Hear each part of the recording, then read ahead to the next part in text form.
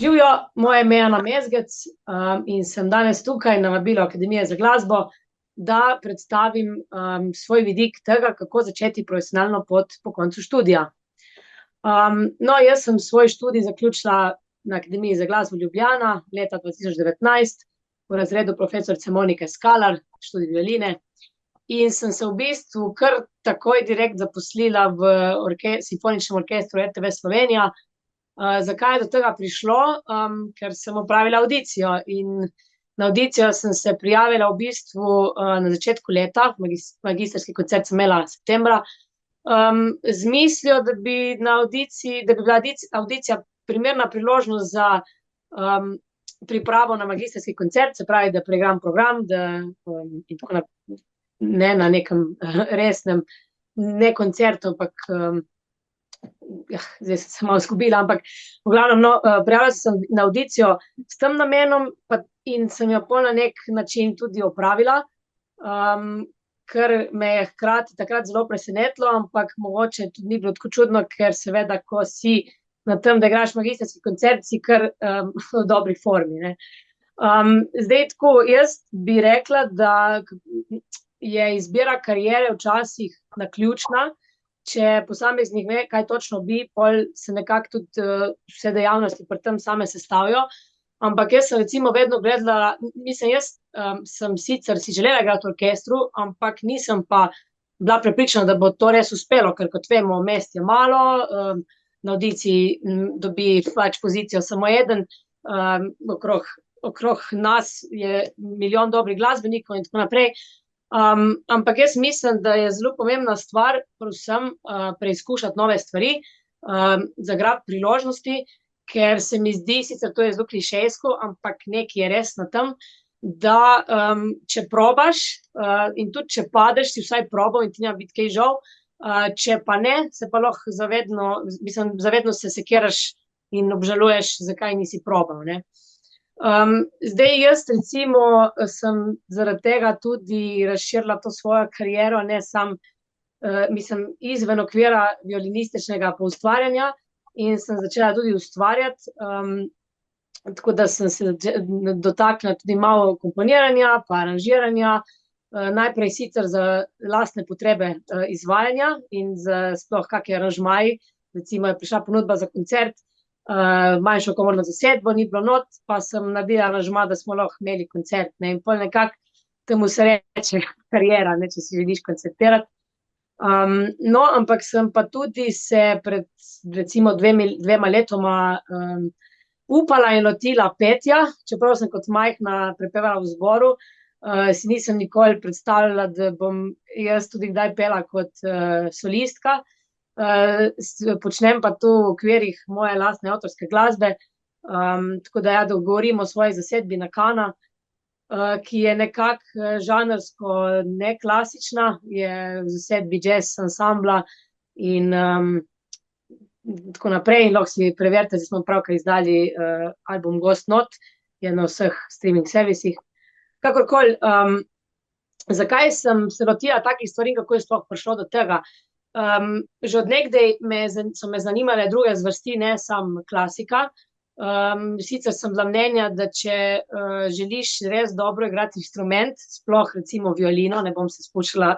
na druge inštrumente, je zelo, zelo pametno in koristno zaključiti študij klasičnega igranja, ker s tem res dobiš znanje o dobrem tehničnem izvajanju in predvsem veliko priložnosti za skupno igro in vsekakor ti tak študij veliko da. Se mi pa za moj karakter zdelo to premalo in tudi, če se vrnem v preteklost, kako se je izgledala na prihodnost, ki prihaja, vedno sem imela notranje vzgibe poizkušati druge stvari in tudi v sebi ljubezen do drugih zvrsti, tako da sem v 2 leta študija in še kar počnem tu naprej, hodila ne samo na recimo delavnice in master klase klasične glasbe, ampak tudi folk glasbe, jazz glasbe in tako nekako širila to svoje znanje, ki zdaj vpliva na to, da imam lahko tudi kariero recimo na večjih področjih, no, ne samo, dajmo reči, da nisem tako omejena, kot mogoče nekdo, ki tega ni počel. Ampak seveda je to tudi zaradi tega, ker sem si jaz tu želela početi. No, imamo različne želje, različne vzgibe, različne sanje, tako da je treba pač vedno poslušati samega sebe. Tudi tu se mi zdi dobra stvar, no, kakor priporočam masterklase in čim več učenja in izkušenj, tudi da se gre na koncert, je zelo pomembna stvar, da ti vidiš, kako drugi glasbeniki nekaj izvedejo, kako se obnašajo, kako se skupaj poteka, spoznaš ljudi. Tudi to je zelo pomembno, da recimo pred koncerti, po koncerti, čeprav zna biti včasih to zelo naporno, meni recimo je, da se pogovarjaš z ljudmi, da jim predstaviš, kaj delaš, da poslušaš, kaj oni delajo in ja, da jemlješ kritiko kot nekaj konstruktivnega, seveda odvisno, z katerih ust pride, ne. Recimo, zdi se mi tudi fajn, da se sodeluje z izvrstnimi glasbeniki, ki so recimo, kako bi tu rekla, dajmo reči, da če sodeluješ z glasbeniki, ki so po tvojem mnenju boljši od tebe, se lahko vedno ful stvari naučiš, hkrati je tudi močna brca, da se še bolj potruditi. Če se pa nekako staviš v neke skupine, kjer se počutiš izkoriščeno, da si sploh tam, tu se mi pa tudi ne zdi v redu. Ampak zdaj ne, treba je vedno treba je gledati na stvari racionalno in realno. Tako da ja, no, kaj bi lahko še povedala o tem, kako s kariero. Mogoče bi predlagala kolegom, ki so še študentje, da naj se cenijo in tudi, kot sem že omenila, to besedo izkoriščanje, no. Meni recimo, jaz sem vedno živela v tej filozofiji, da je treba probati stvari, da je treba tvegati, ker če ne, ne veš, kaj bi drugače bilo. Ampak, če pa kaj obžalujem, so pa recimo kakšni koncerti, na katerih nisem dobila ne, dajmo reči, finančne varnosti, kot tudi nobenega znanja in na koncu tudi spoštovanja. Če kaj obžalujem, so take stvari. In nekomu, ki se odloča zdaj v teh trenutkih, kaj bi sprejel, kaj ne bi, naj pomisli, kaj od tega ima, ne. Zdaj vsekakor ni samo denar, niti približno ne, ker si ti v procesu učenja, ker smo vedno, če pride neka priložnost, ki ti nudi ful nekega novega znanja in izkušenj, je treba pač tu sprejeti, ker tu je več vredno kot vsak denar. Če govorimo kasneje za kariero, pa tudi za rast kot umetnika in človeka, no. Kaj bi še recimo rekla?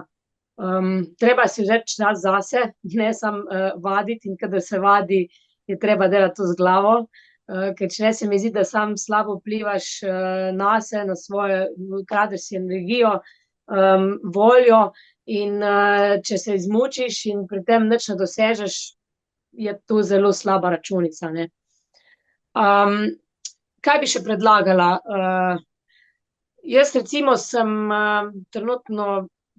več ali manj v Sloveniji, to je tudi zaradi tega, ker sem od nekdaj gojila veliko ljubezen do ideje, da nas je Slovencev zelo malo in da imamo kljub temu še vedno svojo državo in svoj jezik, in ker tudi rada pač pišem poezijo za to svojo sedbo na Kana,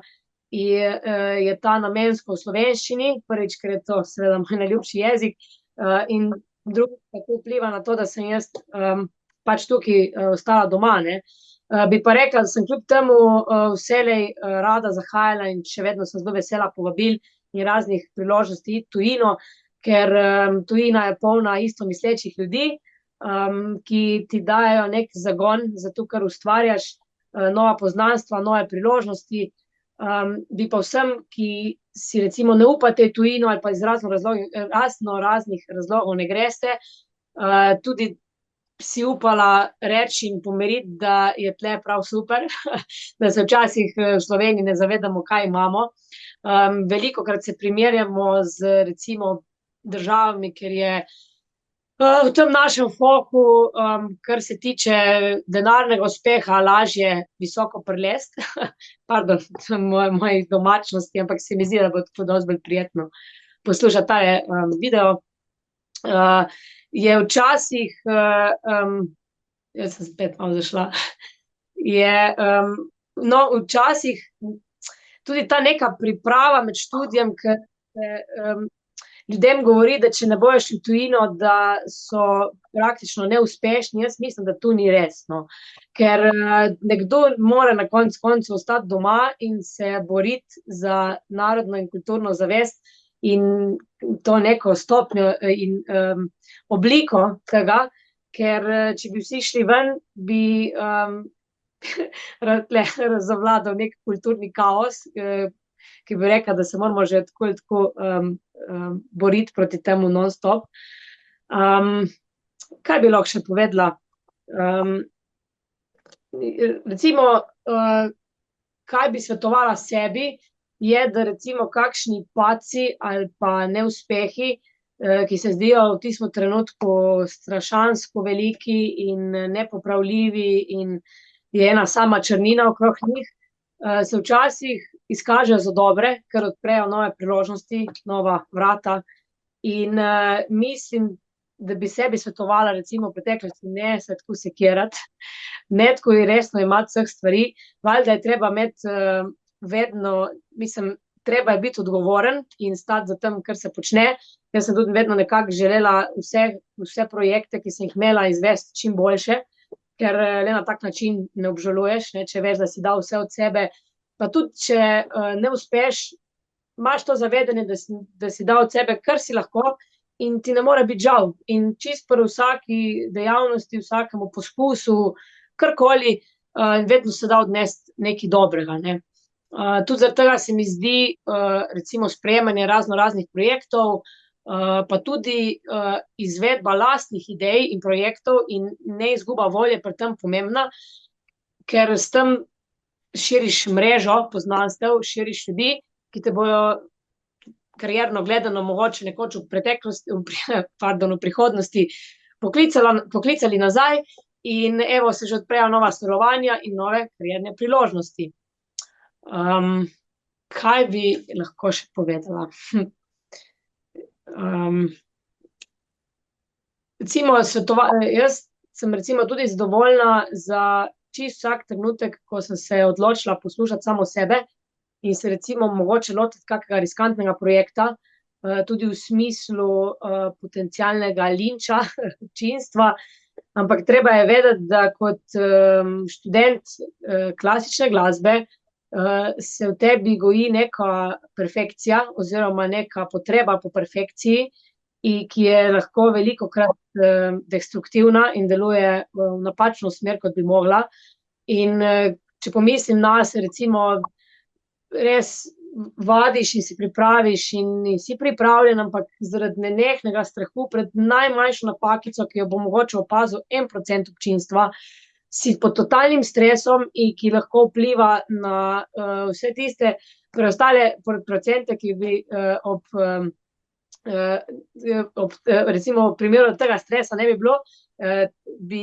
bi izpadli povsem super. No, v glavnem, kar hočem reči, zdaj sem malo zabredla, je, da je treba imeti stres v rokah, mislim, treba držati vajeti in ga treba včasih s kako meditacijo ali pa z dejavnostmi, ki ljudi sproščajo, miriti in ga imeti pod kontrolo, da ne vpliva slabo na recimo izvajalsko prakso, ki ga drugače čisto v redu v primeru tega stresa ne bi bilo, no, kar hočem reči, da ta stres je včasih zgrajen na nepravih filozofskih načelih oziroma nepravih nazorih, ki ti jih mogoče nek študij glasbe, klasične glasbe privzgoji. Tako da, ja, jaz mislim, da je tudi super sodelovati s kolegi, ker ti kolegi odraščajo, tako kot odraščaš ti, se starajo in kolegi ostanejo celo življenje kolegi, ne, in se zapirati vase, sam vaditi doma, jaz mislim, da razen tega, če si res želiš biti solo virtuoz in izvajati solo klasične koncerte, mogoče je to smiselno, ampak če si pa želiš komorne igre, skupnega ustvarjanja ali mogoče širiti tu še na na druge, recimo, umetnosti, kot je teater, film, karkoli, no, slikarska umetnost, vizualna in tako naprej, je pa fajn se povezovati, sodelovati, pomagati kolegom, ker mogoče bo oni pomagali, kdaj tebi, se pravi, kdaj kaj zastojni igrati, žrtvovati svoj čas, ker kot sem že prej omenila, mislim, nitek se ponavljam, vedno se lahko nekaj dobrega odnese od tega in nikoli ne veš, katera dobra gesta, katera prijaznost bo kasneje v karieri prinesla nekaj dobrega. Kaj bi lahko še povedala, da sem izgubila ideje?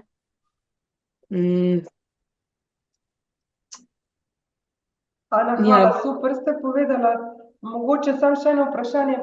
Kako pa usklajujete recimo klasično glasbo pa z vašo avtorsko glasbo? So kakšne težave v tem? Zdaj tako, v času študija sem imela to srečo, da je gospa Skalar, čeprav me je ves čas opozarjala, Ana, pazi, preveč imaš stvari, študij je naporen, pač pazi, da ne boš imela preveč. Mi je kljub temu, če sem se pač izkazala na urah in se vedno trudila, da bi se, ker je bil seveda point tudi, da čim boljši igram violino na koncu študija, ne, mi je nekako dovolila soudejstvovati drugih stvari. Verjetno, če bi zaradi tega moj študij trpel, mi ne bi, ampak jaz nekako tu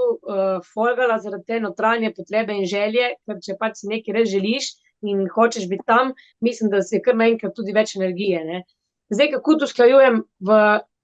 pač v trenutnem obdobju, jaz sem žal, no, meni je to odprlo dosti novih opcij, šla lani v radiu na polovično zaposlitev, ravno zaradi tega, da bi lahko v drugih 50% preostalega časa posvetila lastnemu ustvarjanju in izvajanju drugih zvrsti, igranju v drugih skupinah in raznim drugim priložnostim. Taka stvar je, dajmo reči, kar redek pojav in jaz verjamem, da se mi verjetno v kateremkoli drugem orkestru v Sloveniji to ne bi dalo zmeniti, to ne bi bilo mogoče se dogovoriti. Je pa splet naključij, tudi na radiju, pa nekih odpovedi, pa pripeljal do tega, da mi je bila ta stvar omogočena in lahko ostala zaposlena samo polovično. Zdaj vem, da je verjetno vprašanje, da se komu porodi vprašanje, kako pa jaz funkcioniram tudi z vidika izstavljanja računov za to mojo drugo polovico. Zdaj, tako jaz vsem, ki bi radi šli na tako samostojno pot, recimo, da ne učite v glasbeni šoli, jaz sem tu probala, pa sem ugotovila, da ni zame, ker nimam potrpljenja, jaz res vsaka čas vsem, ki to počnete, jaz mislim, da tu mora imeti človek res neko notranjo, izjemno notranjo željo potem, da nekoga, tudi ko si to ne želi, nekaj nauči. Meni to predstavlja neznansko bariero, pa tudi tukaj imam ostalih stvari, da mi nekako zmanjkovalo časa in učenje porabi veliko časa in energije. No, kaj sem hotela reči, izstavljanje računov, jaz priporočam vsem, da se zaprosijo za status samozaposlenega v kulturi. To je ena fina stvar, ki jo imamo v Sloveniji, sicer da ta status dobiš, je fajn imeti čim več nekih nastopov, pa projektov, ni nujno so avtorski, ampak sam, da je razvidno, da ti sodeluješ čim več ljudmi in da si pač, da nekaj daješ slovenski kulturi, in na tak način potem lahko čisto legitimno izstavljaš račune prek države, če bi lahko se tako temu izrazila,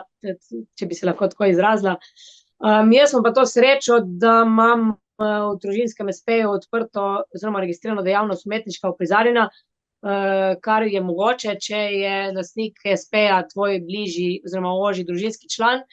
Tako da jaz zaenkrat, če nimam statusa, je v planu, zato sem tudi šla na polovico na radio, da bi imela polovični status, potem samo zaposlenega v kulturi, ampak dokler tega ne storim, ker je nekaj papirologije, ker ni moja najljubša stvar na tem svetu, tega še nisem storila, no, ampak vsem, ki odlašate, svetujem tako kot sebi, dajte to narediti čim prej, ker je ful fajn. Zdaj usklajevanje pa tako, ne, prioritete. Jaz vem, da je služba v radiju v sekciji prvih violin nekaj prekrasnega, ker imam ful rada orkester, rada imam to orkestrsko igro in program in nastope in potencialne turneje in marsikateri aspekt orkestra, temu reči, da mi ni všeč, ampak tu so take stvari, ki jih prinese vsak srednje velik kolektiv, ki je praktično neprestano skupaj in te stvari so neizogibne, ne. Ampak nekako je tu moja prioriteta, to je služba, treba je biti organiziran, imeti koledar, jaz imam poleg koledarja na telefonu tudi fizični koledar na steni z lepo slikico, ilustracijami, ker le na tak način si jaz nekako predstavljam cel svoj mesec in se izogibam temu tako rekoč double bookingu. Moram reči, da se mi je do zdaj to zgodilo dvakrat, pač sem se zgodila napake, ni konc sveta, ampak je pa važno potem, kako odreagiraš, da noben ni ful žaljen in da se ne počuti nespoštovanega oziroma da ne zafrkneš tistega, ki tega res ne rabi. Tako da treba biti organiziran, vedno, ko dobiš klic za koncert, zapisati, čim prej preveriti, javiti in si zapisati, da se izognemo križanju terminov. No, in jaz nekako probam res imeti pod kontrolo službo na radiju, če včasih urniki mi so jasni, sem malo živčna, ampak potem za vsak slučaj ne potrdim stvari, ki bi se potencialno križale, žal je tako, ne. Ja, kaj sem še hotela reči, je pa tako, da pol preostali čas pa planiram potem, kakor me kličejo za razne sodelovanja in seveda zdaj, ko imam svojo zasedbo in se igram tudi menedžerja, moram pa pač vložiti še dodatno energijo pri vsej organizaciji, ker vodenje benda in te organizacije koncertov zahteva pač, ti moraš preklicati čisto vse potencialne sodelujoče, preveriti njihovo razpoložljivost s svojo, potem to javiti naprej. V glavnem je kup cele organizacije, ampak kakor marsikdo polaga na srce, dajte si pisati, meni to ful pomaga, ker ko enkrat napišeš stvari, se malo bolj skristalizirajo in je mogoče lažje. Super, Ana, mogoče še zadnje vprašanje. Kakšne imate kratkoročne pa dolgoročne načrte, ali to obstaja pri vašem načinu dela? Zdaj, tako jaz nekako, če gledam za nazaj, sem se šele konec gimnazije odločila, da grem študirati violino in ker je bil takrat, ker je bila zelo, dajmo reči, mejna odločitev, da sem, kjer sem zdaj. In takrat definitivno nisem imela nikakršnega dolgoročnega pogleda, ker res nisem vedela, kaj bi v življenju, ampak sem se pa zavedala, da je izvajanje in ustvarjanje glasbe tista stvar, ki bi rekli mene definira,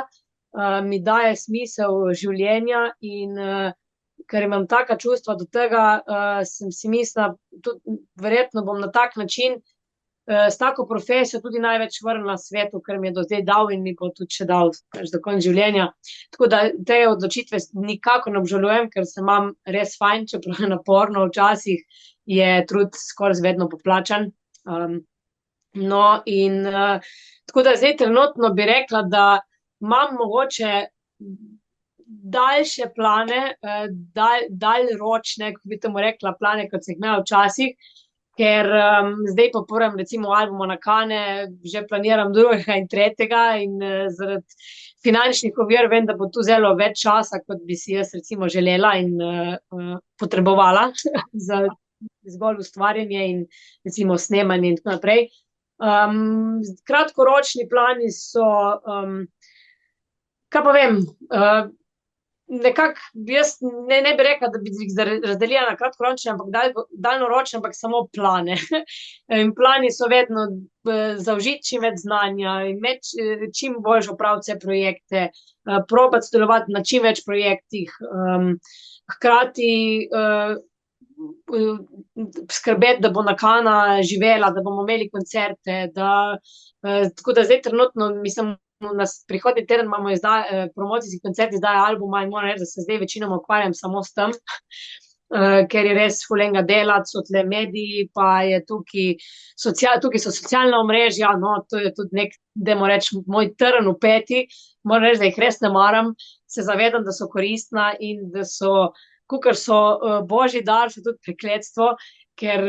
vzamejo ful preveč energije, hkrati pa ti ponujajo neko zastonj promocijo, ker pač jo plačaš s svojim časom. Ampak ja, no, jaz v bistvu nek daljnoročni plan je, kolikor mi ta projekt Nakana uspe do te mere, da bi lahko